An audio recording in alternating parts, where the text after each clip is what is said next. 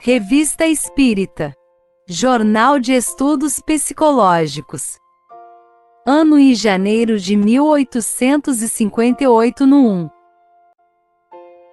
Diferentes modos de comunicação.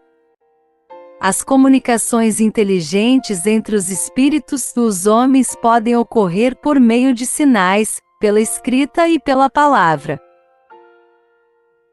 Os sinais consistem no movimento significativo de certos objetos, mais frequentemente, nos ruídos ou golpes desferidos. Quando os fenômenos comportam um sentido, não deixam dúvida quanto à intervenção de uma inteligência oculta, porquanto, se todo efeito tem uma causa, todo efeito inteligente deve ter uma causa inteligente. Sob a influência de certas pessoas, designadas pelo nome de médiuns, e algumas vezes espontaneamente, um objeto qualquer pode executar movimentos convencionados, bater um número determinado de golpes e transmitir, assim, respostas pelo sim e pelo não, ou pela designação das letras do alfabeto. Os golpes também podem ser ouvidos sem nenhum movimento aparente e sem causa ostensiva, quer na superfície, quer nos próprios tecidos dos corpos inertes, em uma parede, numa pedra, em um móvel ou em outro objeto qualquer. De todos esses objetos, por serem os mais cômodos, pela mobilidade e facilidade com que nos colocamos à sua volta, as mesas são os mais frequentemente utilizados. Daí a designação do fenômeno em geral pelas expressões bastante triviais de mesas falantes e de dança das mesas, expressões que convém banir. Primeiro porque se prestam ao ridículo, depois porque podem induzir em erro, fazendo crer, neste particular, que elas tenham uma influência especial. A este modo de comunicação daremos o nome de sematologia espírita, expressão que dá uma perfeita ideia e compreende todas as variedades de comunicações por meio de sinais, movimentos dos corpos ou pancadas.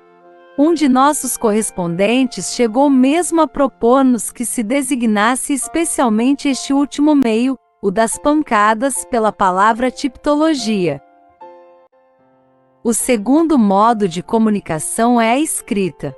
Designá-lo-emos sob o nome de psicografia, igualmente empregado por um correspondente.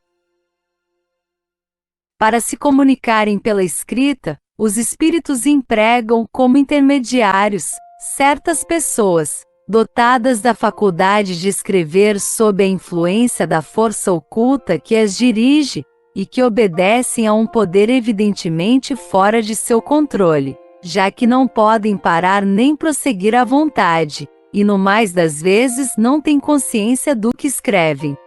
Sua mão é agitada por um movimento involuntário, quase febril.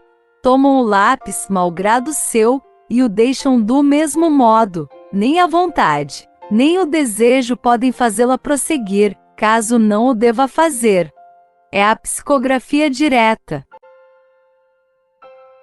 A escrita é obtida também pela só imposição das mãos sobre um objeto disposto de modo conveniente e munido de um lápis ou qualquer outro instrumento apropriado a escrever.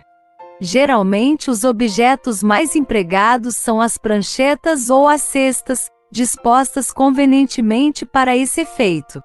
A força oculta que age sobre a pessoa transmite-se ao objeto, que se torna, assim, um apêndice da mão, imprimindo-lhe o movimento necessário para traçar os caracteres.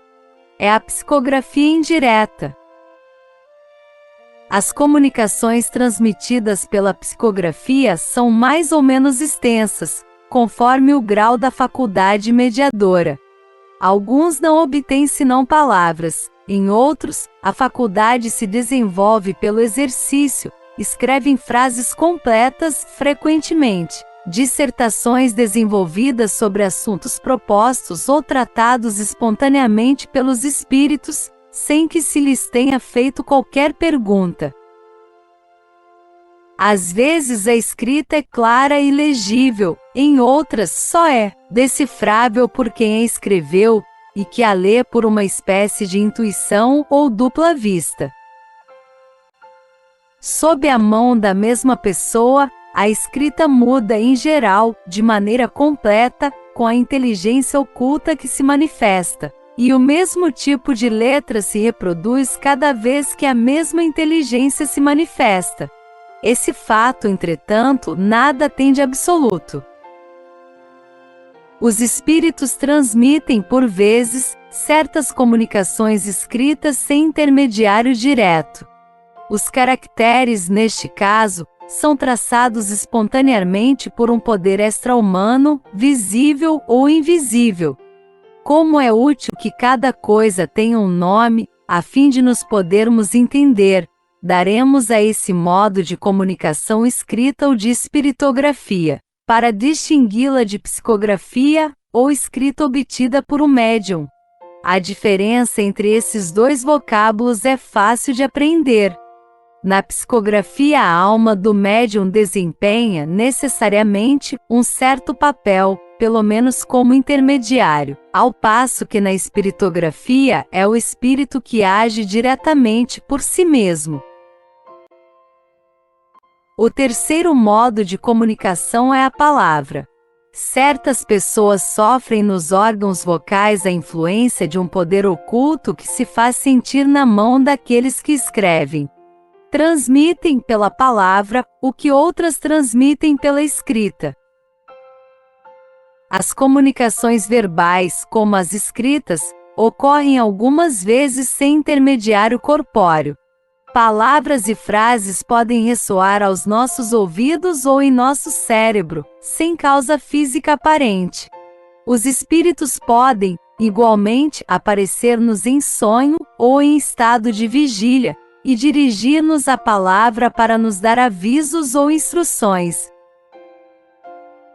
Para seguir o mesmo sistema de nomenclatura que adotamos para as comunicações escritas, deveríamos chamar a palavra transmitida pelo médium, de psicologia, e a originada diretamente do espírito, de espiritologia. Porém, a palavra psicologia já tem uma acepção conhecida, e não a podemos distorcer. Designaremos, pois, todas as comunicações verbais sob o nome de espiritologia, as primeiras pelas palavras espiritologia imediata, e as segundas pelas de espiritologia direta.